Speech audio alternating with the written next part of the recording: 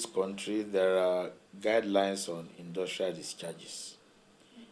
So as we sit here now, there are these guidelines that were drawn up by FEPA of those days, that maybe for a particular chemical, the level in the discharge coming out from your factory must not exceed ABC. Those ones are there. But in terms of enforcement, I would not be too confident to say that the enforcement has been thorough, but the regulations are there. Government should be enforcing the what is discharged into the lagoon. Individuals can never do that. Individuals, your local fishermen, as I was saying, they are striving for a living, so they will catch fish irrespective, which are then passed on to the consumer.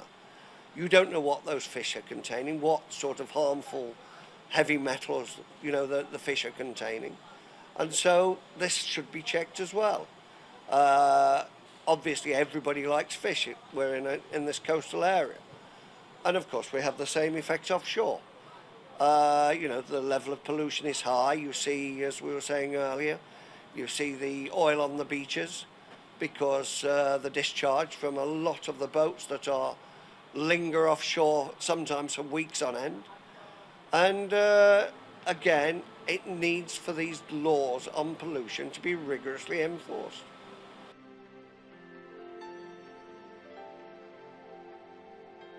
Excessive nutrients from sewage outfalls and agricultural runoff have contributed to the increasing incidence of low oxygen areas known as dead zones, where most marine life cannot survive, resulting in the collapse of some ecosystems. There are now close to 500 dead zones with a total global surface area of over 245,000 kilometers, roughly equivalent to that of the United Kingdom. The excess nitrogen can also stimulate the proliferation of seaweeds and microorganisms and cause algal blooms. Such blooms can be harmful, causing massive fish kills, contaminating seafood with toxins and altering ecosystems.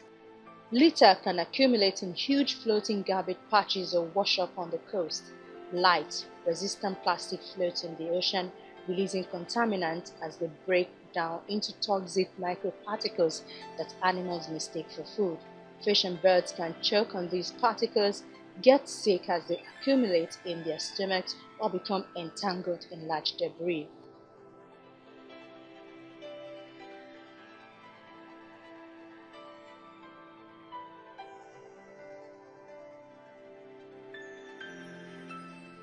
One thing is that as a normal process of life, there's no way we will not produce some of these things. Because if you think of what some people call a zero pollution situation, then you are probably saying that first there will be no industries. But then there are goods and services that the modern man needs in the normal course of moving about, living, and what have you. So we should really not be talking of a zero pollution situation, but maybe how we can get everybody to be aware that our activities, whether through industrial or domestic production, can impact negatively on the environment. But then, the environment is not something far. That is where we all live. So we all should be concerned. Very easy to say, for example, that yes, we have to provide water for everyone. But how do we do it? How do we deliver such an objective? So the traditional way of doing things is to work in silos, isolated. So each of these agenda, food security, water, energy, poverty, eradication, etc., have been dealt in a somewhat isolated way.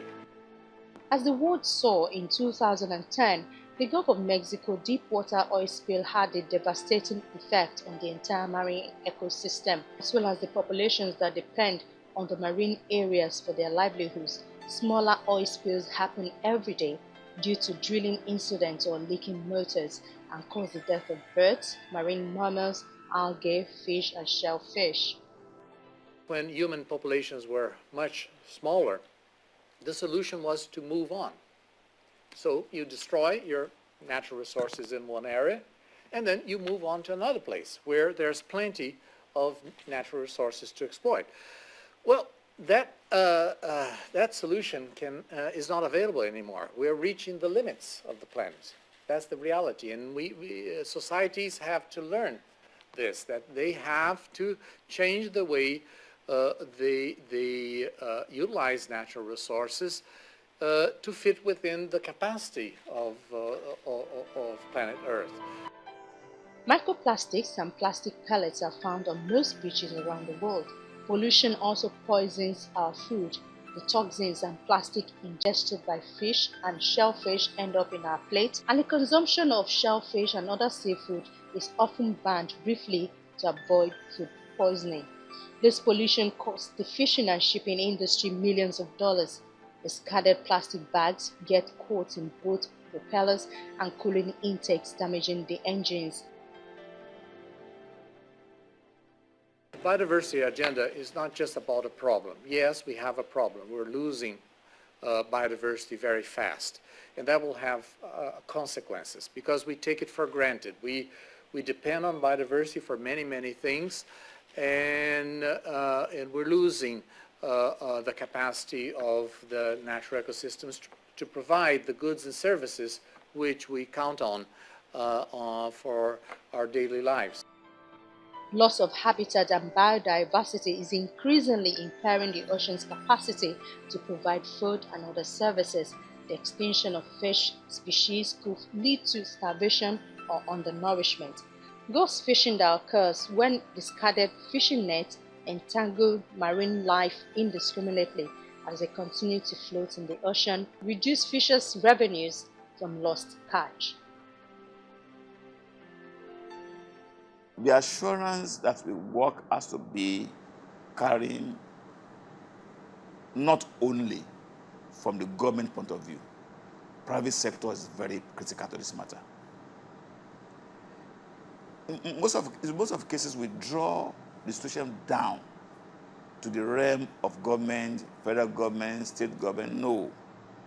The extent to which they can work on this, it can be effective on this one without carrying the private sector along with us, is still going to be a problem. So far, how would you describe the participation of the private sector?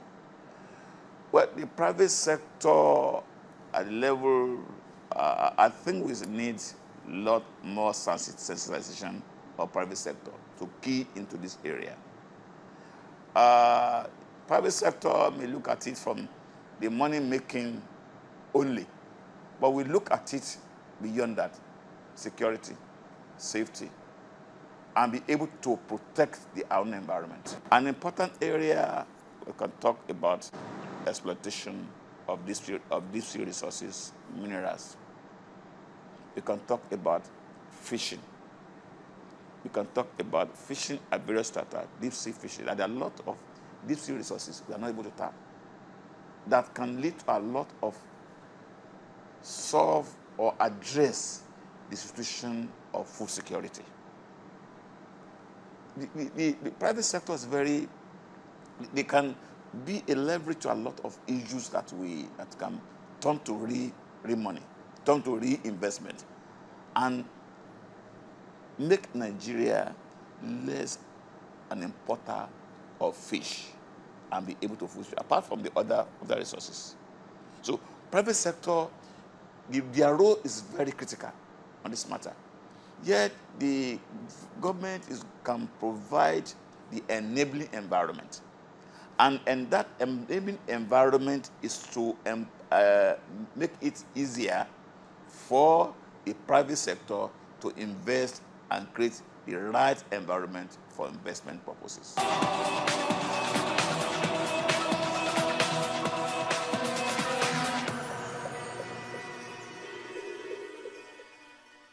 Well, that's our program for today. Do join us next time if you could. I am Ayola Kasim from all of us here. Do have yourself a lovely day.